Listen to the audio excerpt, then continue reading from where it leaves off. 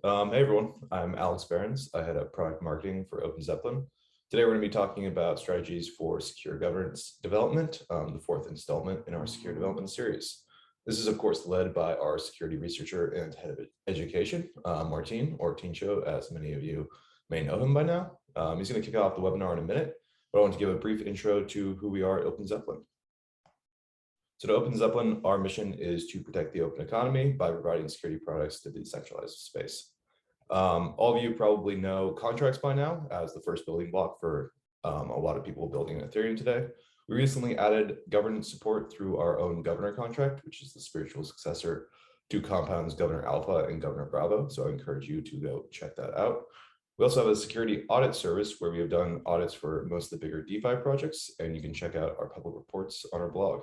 Then finally, a year and a half ago, we launched Defender, which provides secure operations for smart contracts. Now I'm gonna hand back the mic to Tincho so he can get started here. Oh, last thing, we're hiring, of course. Check out our page, zpl.in/join. We have a number of roles that we're actively looking to fill. So I think the people in this audience are probably very well suited to a number of those roles. Anyways, back to you, Tincho. Thanks, Alex. Hi, everyone. As always, it's a pleasure to be here with you all. I see some familiar names of like recurringly joining us in this adventure, so I'm super happy to see you all here. And yeah, let's get this started. As Alex was saying, today the idea is talking about strategies for secure governance. So I will kick this off by sharing the screen, as always. So let's start with what we are talking about here. Today is about strategies for secure governance. We have talked about other topics in this series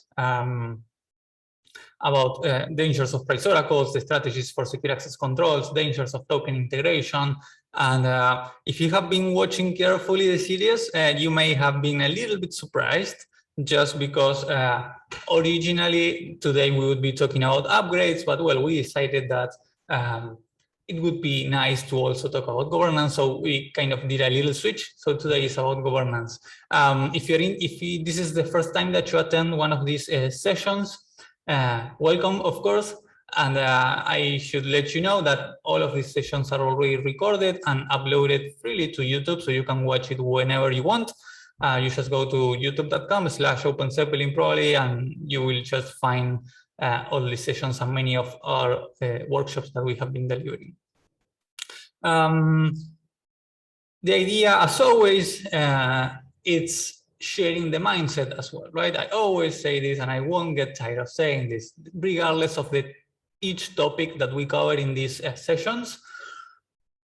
I want to share some of the mindset that we use as security researchers at OpenZeppelin, and trying to convey the idea that, again, regardless of any specific topic, we want to be always thinking about security in many different areas when it comes to developing smart contracts, right? So while today is about governance, the other day was about price oracles, and we have talked about access controls and tokens and so on and so forth, right? We always try to convey what's the mindset regardless of any topic. But today, governance.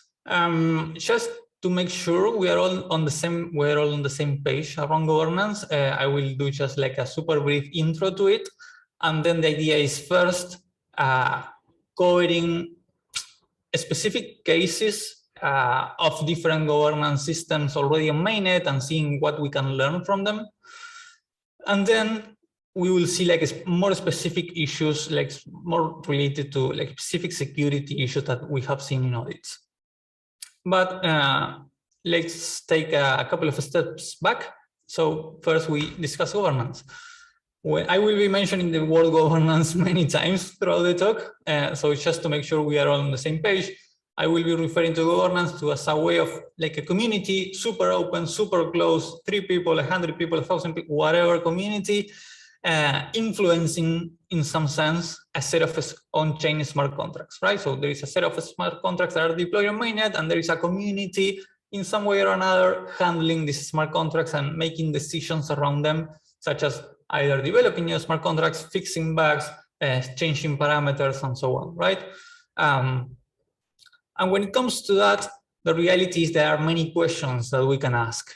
We always talk about asking questions, right? Today we won't be doing the usual exercise, but I did bring questions, obviously. So many of the things that we can discuss is, well, who participates in this governance, right? How do they do that? What kind of actions can they take? Depending on different types of systems, we will find that different components can be affected. In some sense, some actions can be binding and some more actions can be non-binding. There can be different roles, there can be like different levels of decentralization. So we will see some systems that have the ability to bypass governance, and we will see a lot about off-chain processes, which I think it's a super relevant topic today. But at the end of the day, this is just about self-determination. It means that we can provide many answers to many of these questions, right? And probably there is no right nor wrong answer in many cases. Each protocol today is deciding, and I applaud that effort. They are just deciding how they want to do things, and they have the power to do that, and they are free to choose how they want to govern the system, because at the end of the day, it's their system, right? So they can choose what they want. So many of these questions, again, there is no super perfect answer. There is no silver bullet to cover all of these questions. It's just about choosing, right? Choosing to some extent your own adventure and choosing what you want to do and how you want to govern your system. Having said that, obviously, probably there are like security practices. There are some notions of, okay, how do we do things safer when we are talking about governance? So the idea of the talk is covering some of that, right? Some approaches to make governance safer and trying not to fall always on the same pitfalls. But the reality is that, well, we are kind of figuring it out, right? So as a community, we are learning how to build decentralized governance systems based on smart contracts. And in my impression is to some extent the early days still of governance, and we are seeing today more and more DAOs being created and people experimenting in very different ways around governance. So let's see how we are figuring it out, right? And I found one interesting article in Balancer documentation. Balancer is a DeFi protocol, if you're not familiar with it, but they have like an interesting article in which they highlight many items around ways in which the community is figuring it out. And I mean, it's a long list of things, right? We are experimenting with many of the things. And again, no silver bullet, no perfect solution. We are just, as a community, experimenting in different ways. We are seeing many instances of vote delegation today. We see some projects talking about continuous voting. We see specialized committees. We see time delays. We see upgradability. We see super powerful multi-sigs. We see people without multi-sigs. We see just committees like handling the treasuries. We see different kinds of tokens for governance. We see incentivized voting. We see off-chain processes. I mean, there are like different avenues in which the community is exploring. Some of the projects are taking some ways, some projects are taking other ways. So it's not that easy to say, this is the way to do governance. This is the most secure and reliable and robust way of doing governance. I think that as long as we keep experimenting, we will find better and better ways to do these kind of crazy experiments safely. But today we are going to see learning from others, and also like what are some tools perhaps, and also there's many questions around what is the infrastructure, where like what are the right processes, what are the risks of doing these kind of things, right? And as I was saying, the idea is just at the beginning learning from others. If you are today building your on-chain governance system, probably you want to start, there is no certification or book or like manual on how to do on-chain governance today. I think that the most reliable way of learning about this is just learning how others are doing things and trying to experiment and learning from their mistakes and their right decisions. And there are many, right? And these are just a few of them. Probably, perhaps your favorite governance system is not listed in here. I'm sorry for that. But again, Aave, Synthetics, Compound, UMA, Balancer, Uniswap Maker, and so on and so forth. Curve. I mean, the list goes on and on. But let's try to cover some of them, and let's try to see some of them. Just seeing what we can learn from them, right? And then we'll get to deeper and deeper into the topic. Let's start with Compound, a usual example that I have been using in this series. Again, I think that they have been a successful DeFi project that launched, and in some way they have spearheaded many of these initiatives in the DeFi ecosystem. So I think I found them usually like a good example to show. We discussed in the secure access control session around some of this architecture, so I won't get into the details of it. But what we see in Compound, in the governance system for the Compound protocol, is that, well, they are using this contract called the Governor Bravo, which is an evolution of the Governor Alpha, and this Governor Bravo has evolved now and is in OpenZeppelin contracts, and you will find it as the OpenZeppelin contract governor, which is the one that Alex was mentioning at the beginning. But let's focus for now on this one. Some interesting things that we see here as well. We have this upgradability mechanism, we have a time block, we have different roles. So let's mention some of them. Upgrades.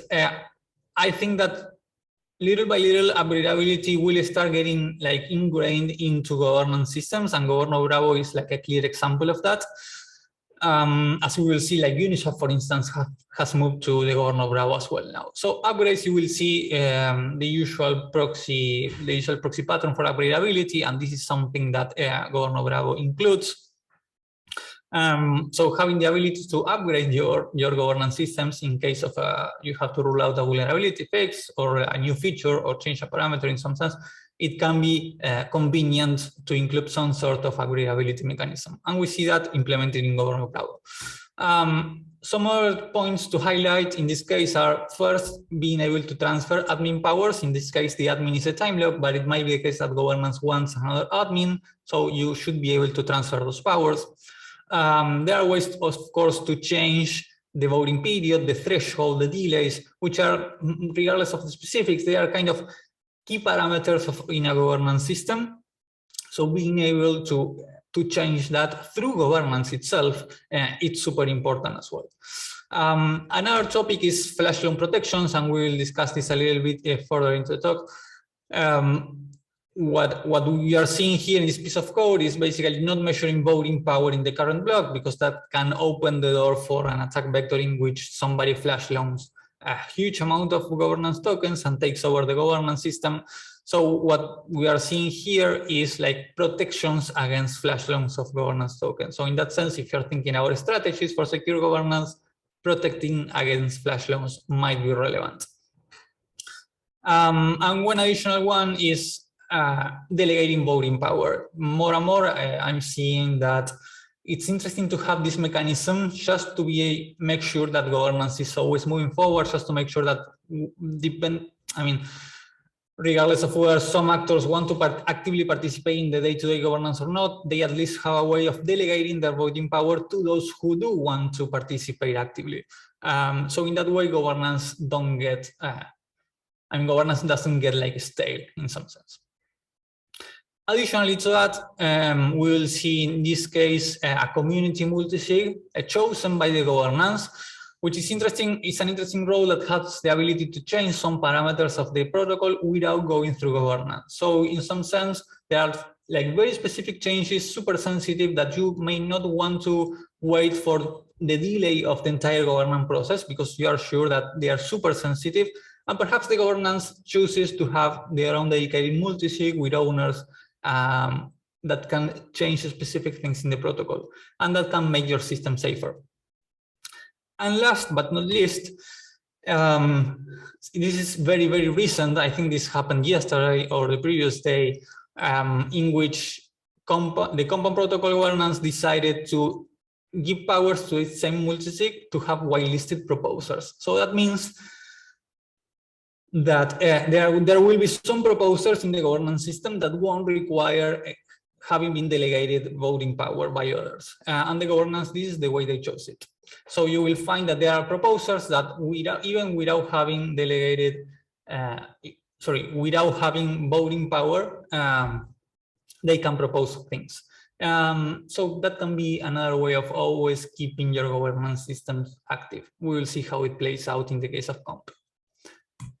In the case of Uni, it's pretty similar. We'll see many similarities, so I won't focus too much into this just because it's pretty similar to it, right? I will mention that first they were implementing the Governor Alpha. Recently, they migrated to the Governor Bravo, very similar to what Compound has now, with some changes, but in some sense it's pretty similar. You can see the actual governance proposal that went through recently. But I want to highlight in this case, I will use it as a cool example to say that one does not simply migrate governance. I don't know if the entire community realized about this, but there was a kind of an issue when Uniswap wanted to migrate from Governor Alpha to Governor Bravo. And one of the members of Uniswap had to jump in and to make some proposals to fix the issue, which shed some light into how in the wild governance works. So it's interesting, right? So I invite you to read the Twitter thread and read out the details. I won't get into the details of the specific issue that happened. Basically, they had initialized the contract in the right way. So when they wanted to migrate, they almost screw it up. So be careful if you're migrating from one governance, so in this case from Alpha to Bravo. Make sure to do it right, make sure to test, make sure to peer review or have auditors look at it specifically, because migrations can be complicated. And if Uniswap developers, which I would say are quite proficient in this area, made a mistake, it's possible that in the future we'll see similar cases related to this. So be careful, please. One additional thing around Uniswap is that I really like this. They have highlighted in their documentation kind of adversarial circumstances. And I really like this idea of being transparent with the community around attack vectors or threats that you have considered as a developer in your governance system. So in this case, Uniswap has documentation around what happens if a proposal with an exploitable vulnerability goes through, or what happens if somebody collects enough Uni to force a malicious proposal through, or what happens if somebody attempts a flash loan of Uni and tries to take over the governance, or even more interesting, what happens if there is kind of a bad faith proposal which incentivizes bad faith voting. I want to spoil you the details, and I invite you to go to the documentation and read this for yourself. I think that they are really interesting scenarios to consider. But a meta comment is that, well, it's really important to be transparent with your community around the vectors, the type vectors, and how you have taken decisions around them, right? So I think that this is probably something that I would like to see more and more in the community, right? Developers sharing with the community what kind of attack vectors they have thought about in the governance system and how the governance system is protected against them in some way. Let's now move on to synthetics, which I think has a different way of governance, and I won't dive into the details of it because it to some extent it's really complex.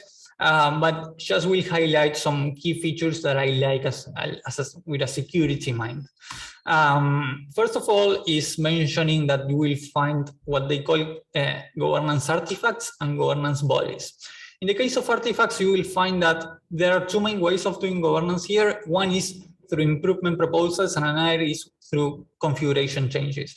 I'm mentioning this because if you're not that familiar with governance changes, you might think that every change is the same. And at the end of the day, it's not the same. There are changes that require more thought. There are changes that are more sensitive. There are changes that require more eyes from the community, that require longer processes to ensure they are safe and secure, that they won't put the system at risk. So in that sense, synthetics splits those up and says, well, there are changes that they call improvement proposals, and there are changes that are just configuration changes. Basically, we can think about them like changing a parameter in the system or deploying a new part of the system, right? And on top of that, there are different governance bodies. That means that there are different groups of people, DAOs, that have different powers and responsibilities over the system. It's not that 3 people have power over the entire system, but rather they are like mutually controlling with each other and making sure that the whole thing moves forward in a safe way. So it's an interesting take on governance. Probably is not the best in terms of, I mean, if you are just starting out and your community is still small and you're just a handful of developers, perhaps putting too much processes into it won't make too much sense. But as you are growing, perhaps looking at synthetics might make sense. So some other things to highlight. This use of multisigs that they are using like barrel tested multisig. I think they're using pretty much Gnosis safe multisigs. I like the way that they are using documentation to be transparent and to have clear off-chain processes. That is super, super important, because perhaps not everybody in your community is fully aware of all the technicalities of your system. So through documentation, you can be more transparent and make sure that things go in the right direction. Perhaps not that related to security, but I've seen like the use of NFTs to show membership to this Spartan Council that they have, which is like one of the most powerful bodies of governance. I mean, it's interesting. And one additional thing is using Snapshot for off-chain voting, and we are going to be talking about Snapshot. It's basically a tool for off-chain voting, which I think has become really, really popular. I was reading a report on governance from Gitcoin the other day, and they were highlighting the use of a Snapshot as well as something super popular these days. And talking about a Snapshot, I think that a Snapshot was a spin-off from a project in Balancer, so we are going to be covering Balancer. For Balancer, we will see something different. For Balancer, we will see, as we are seeing now, that there is basically this. Last time I checked, these things change very quickly. But last time I checked, there was a multisig that has powers over the protocol, right? A multisig can trigger actions on a protocol. Simple, effective, but the way this works, it's different to what you might expect at the beginning. Members of the governance system, which means that they have some tokens, they possess some tokens, can do voting off-chain. That means that they won't be like triggering voting transactions on the blockchain, but rather using this snapshot tool, and I invite you to check it out if you're not familiar with it, to trigger votes off-chain. And the snapshot will take care of taking a snapshot of their on-chain balance and so on. It's an interesting feature. But actually what I want to say is everything is happening on-chain. People are voting on-chain. People do have their tokens, but everything is happening on-chain, which usually can make things simpler in some sense. But the main problem is, okay, how do you move the results from off-chain voting to on-chain, right? And in this case, what happens is this multisig has a set of owners that are reputable members of the community and well-known members of the community, trusted members in some sense, and they trust that these members will just enact whatever happens off-chain. Basically, if the community vote is something off-chain, they trust that these members of the multisig will just take those actions and implement them and trigger those actions in the smart contracts. They are just expected to do this, right? And you might say that, well, that can be somewhat dangerous because, well, these owners now have like an absolute power, and what happens if they don't follow what the governance actors are saying off-chain? And that might be a valid concern, I agree. But something that I found super interesting from Balancer is that first, they are very explicitly highlighting the powers, the limitations, and the responsibilities of these owners. They are linking to public people and well-known people in the community. So probably these people have an interest in Balancer doing well, and probably they have a public image and are afraid of public shaming, perhaps.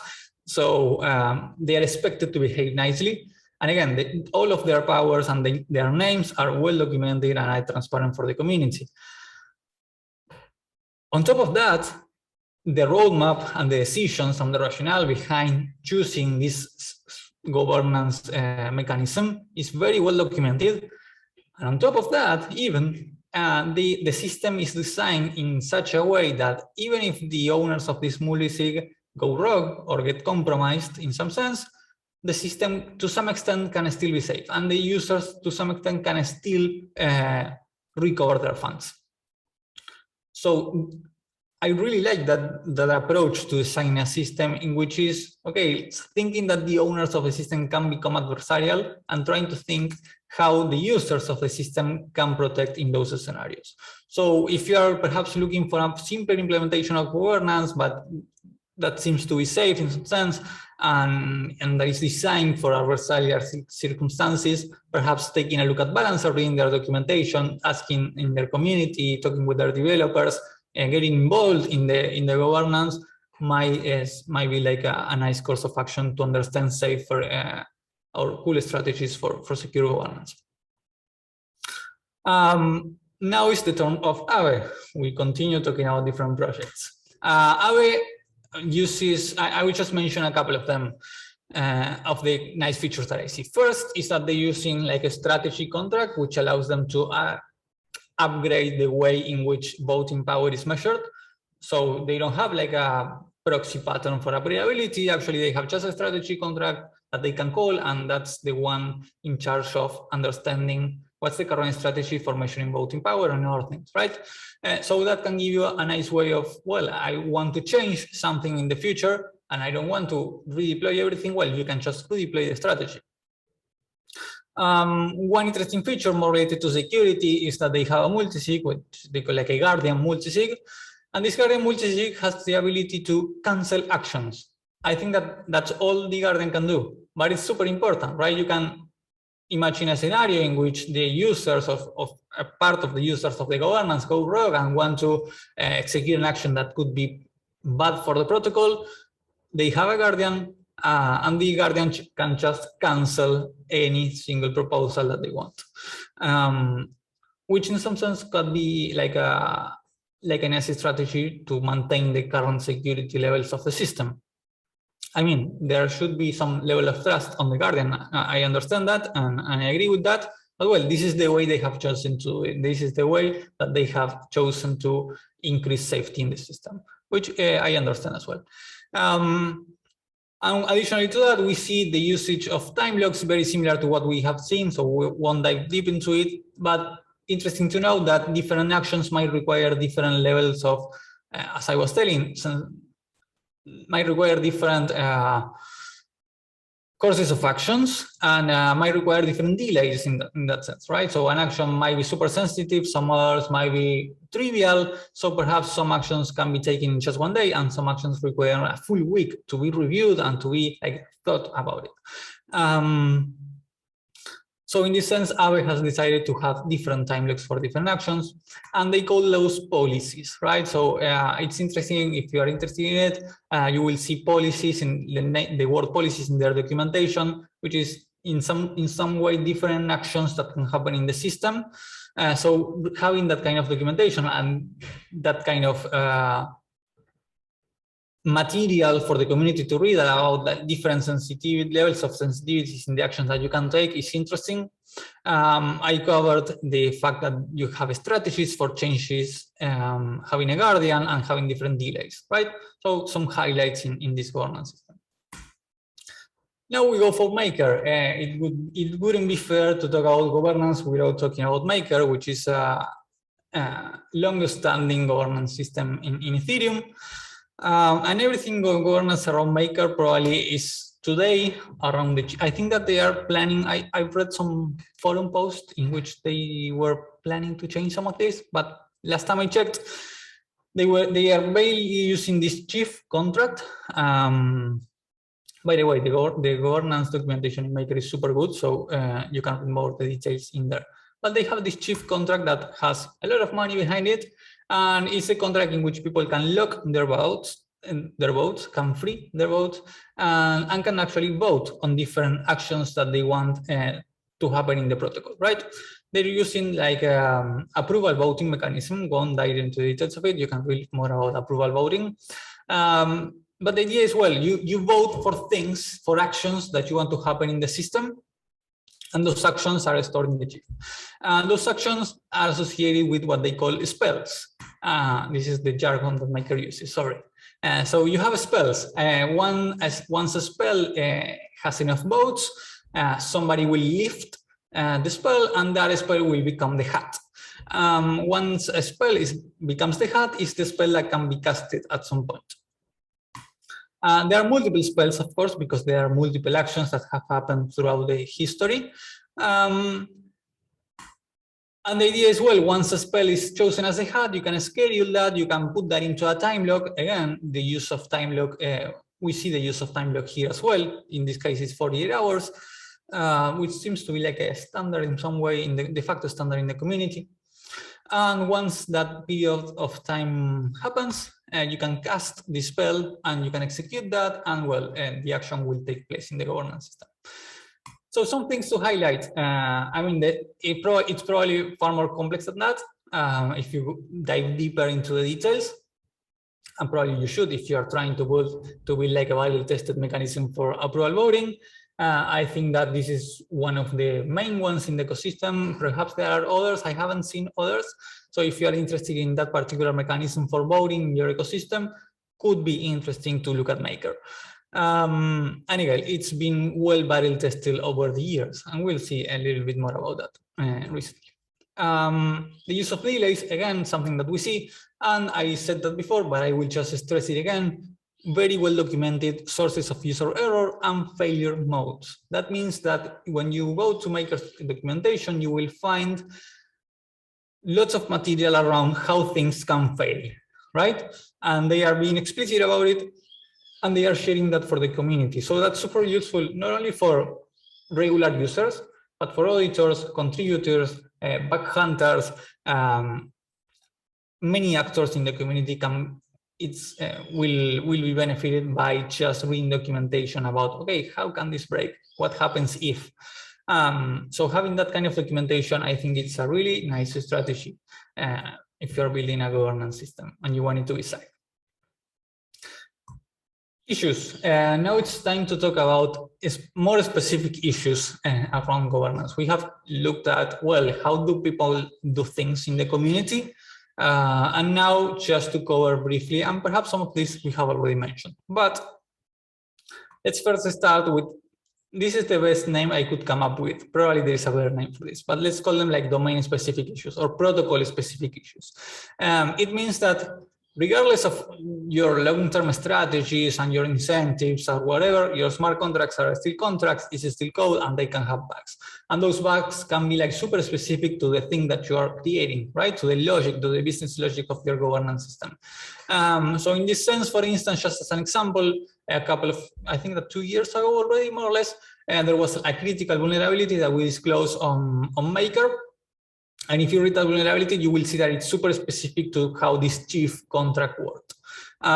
So those kind of issues will continue to arise in governance system because, again, everyone that is developing can make a mistake.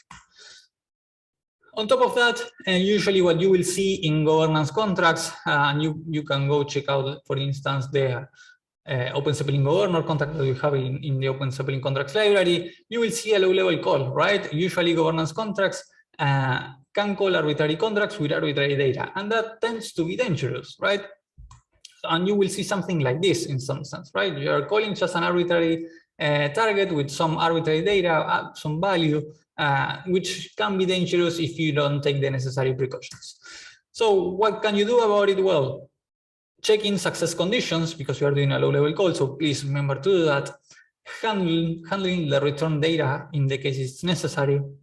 Remembering that doing a low-level call to externally owned accounts is not the same as doing a low-level call to an account that has actual code, and the behavior of the EVM is slightly different in those sense. So be aware of that. And something to also take into account is reentrancy. I mean, usually attack vectors that I have seen in audits, for example, around reentrancy in governance, are to some extent limited, and the impact is quite limited just because the actions are actually going through governance. So people are voting and are choosing those kind of actions. So the attack vectors are not that impactful usually. But remember that always that you're executing a low-level call and to arbitrary code, you can have, I mean, at the end of the day, you are making an unsafe external call. So reentrancy is always something that is lurking in there, so you should be aware of it. And at least ignore it, but ignore it explicitly, right? So consciously, but be aware of it. Around the use of ETH, this might look like super simple, and I would agree to some extent, but we have seen issues around this. So make sure that when you are using ETH in your governance system, you're using it in the right way. First of all, ensure that if there's a way to deposit ETH, if your actions require ETH, right? We have seen cases that is not true. So make sure that if you need a payout function, you include a payout function. On top of that, and more interestingly perhaps, we have seen recently in the ecosystem security issues around using the message value global keyword in batched actions, right? And that can be dangerous, and you can read more about it in recent issues, security issues in the community. So beware if you are accepting ETH and you're using message value and your governance system is allowed to take batched actions, make sure that you are doing this right. We have discussed about flash loans already, but just to stress some things, remember to not measuring voting power at the current block. Usually you will find that most governance systems that you will see have some way or another of preventing flash loan attacks with governance tokens. So you will see usually people not measuring voting power at the current block to avoid somebody taking a flash loan and taking over the governance. And also I've seen some implementations. It's more specific to the actual implementation and depending on how people are voting. But I remember, I think it was in the case of Yuma, in which, because in the way they were taking snapshots of the voting power, and they had some checks to make sure that users were actually an EOA and not a contract. So in that way, they would ensure that whoever was taking a snapshot of the voting balances were an EOA. So that would make that would mean for now that the contract is, sorry, the account is an EOA and not a contract, and they are not executing a flash. And importantly as well is governance takeover, right? And we have seen some cases of governance takeover over the days and the years. So really important to monitor the market of your governance token, the liquidity, who's got the, how the token is concentrated in accounts in the ecosystem. Again, liquidity, where it is being traded, who is trading it, if you can. Trying to monitor the activity in the market of your governance token, if it can be traded. I think it's important because it will, to some extent, guide you to adapt and adjust the governance parameters, right? Perhaps you will need to change, well, the price of the governance token might be relevant as well, right? So it might lead you to change perhaps the level of quorum that you need, or the proposal thresholds, or even the delays. Depending on the scenarios, it might be necessary to tweak a little bit the parameters depending on the distribution in the market of this governance token. And I have seen examples of that in the wild, of people taking decisions on these parameters depending on the governance token position in the market. The use of delays as well has been recommended and used many times to prevent like instant takeovers of governance systems. There was some discussions, I think some years ago around Maker, and there was a researcher publishing some weaknesses in their system and saying that, well, since they didn't have a delay at the time, the governance takeover could be instant, and then Maker introduced a delay. So the use of delays in this sense is relevant. And also we have seen using guardians that are vetted by the community can also prevent takeovers, right? We saw like a clear example in the case of Aave. They had a community guardian that would cancel proposals, right? So that can be relevant as well to ensure, in some sense, that governance is safer. Last, migrations and upgrades. We covered an example of this in the recent case of Uniswap. So remember, usually upgrades or migrations are sensitive, and they can even break governance. So be aware of them, have people review them, have security assessments over them, either your developers, your community, professional auditors, but people should be looking at your upgrades. even if it's just, yeah, let's change one parameter. Be careful with that. And on top of that, please document the processes, include checklists, have off-chain validations. I have seen governance systems in which the governance actors have full power to upgrade the entire system, like triggering like an upgrade in a proxy, in the proxy pattern. So that can be super risky, right? And we are going to be covering about the risks of upgradability in the next workshop, so spoiler alert. But I'm not sure to what extent everybody in the community is aware of those security risks when it comes to upgradability, right? So it doesn't necessarily mean that everything will go wrong, but people in your community might not be super in depth on the technicalities of what does it mean to do an upgrade of a smart contract, and what are the necessary checks that you should be taking into account before triggering an upgrade. So if the governance, even if super well intended, wants to trigger an upgrade, they might not realize that they are making a mistake, right? So having checklists of chain validations and processes, and even people looking at those from a security perspective is super, super important. Otherwise, I foresee that many people will screw it up. So we are just wrapping up, some closing thoughts, and we have discussed many of these things already. So just to summarize some of them, right? The use of well-known contracts, we have mentioned Governor Alpha, Governor Bravo, the Governor contract that just recently got included in OpenZeppelin contracts. They are well-known, and they are becoming more and more barrel tested in the community. So you can use those. The use of Gnosis Safe has become to some extent a de facto standard when it comes to multi-sig in governance protocols. So it's always interesting. I talked about considering upgrades in governance logic, either through like proxies or through migrations or through strategies.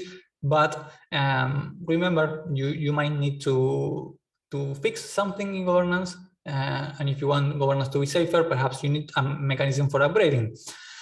Protection against flash loans, we have talked about that, so it's important. The delegation of voting power, as well, you have covered. Having different delays for different actions as well. Having guardians with multi-sigs can be necessary, and a nice strategy that we have seen in the wild for secure governance. Off-chain voting through a snapshot is becoming more and more popular, and probably will continue to do so. And there will become, there will be more and more tools and processes around governance, and it will be nice to see how that develops. Having documentation for the powers, the limitations, and the responsibilities of the governance, or even if there are like different groups within governance, it's very, very important, and not only for us, for auditors, security researchers, bug hunters, but also for your community, even investors. It can be super important to have that kind of documentation. Obviously, audits and peer reviews are fundamental. And last but not least, incentives, right? We have seen in the community some cases in which the incentives might not be very well aligned, and because people were not perhaps just monitoring the market and seeing the price of the token or the liquidity and so on, some difficulties could arise in the governance protocol. So are challenging, and it's something also to consider as well beyond just a Solidity code in your smart contract, right? So the incentives around governance. If you want to learn more, the reality is there is more and more documentation being built in the community and being published. But the place I would go first is like reference documentation and developer documentation in these protocols that I mentioned today, and many others as well. You can learn tons from that, and I have learned tons from that. Reading public security audits is usually like a super nice source of knowledge to understand what are the risks, what are the usual roles, what are the pitfalls, what are the security things that auditors are looking after when they audit a governance system. So take advantage of the fact that many auditing companies publish their security reports, and you can take a look at those. For instance, you can read our audits on the governance, the Alpha or the Bravo, the Governor Alpha or Bravo, and they are public in our blog. Reading more about in the Ethereum page could be interesting as well. They have some nice documentation around DAOs and what they are and what they mean for the ecosystem. And others like Tally is working strong on governance as well, and they have some documentation about it. Probably I'm not listing many other resources that you might be aware of, so share those in the chat if you want to. So that's all for today. We have covered the strategies for secure governance. The next time, if nothing changes in the middle, we will be talking about upgrades and the risks of upgradability and what are the secure approaches and the do's and the don'ts for upgradability of smart contracts. We have seen some recent events around that, so it will be super interesting to dive deeper into it with you and trying to understand what are some cool strategies to have upgradability in your system, but to do that in a safe way. And there will be like a last session that we are preparing as well. Remember, we are hiring at OpenZeppelin. There are many open roles. If you are interested in contributing more to the security space, from being a developer, an engineer, like security engineer, being an auditor, you can join us. And there are even more job openings that you can check out. So I invite you all, if you are interested in this kind of topics, if you are interested in protecting the open economy, if that relates to you, you can join us. And remember, we are hiring. So thank you very much. I expect some questions, comments, ideas, and I know experiences that you had around governance. We can discuss that now. There you have my contact. You can follow me on Twitter, send me a DM, or you can shoot me an email, and you can check out our forum, our blog. You can check out Defender, a product for managing smart contracts securely that is gaining traction in the ecosystem. So all resources available for you. Very well, this is it for today. Let's see questions and comments.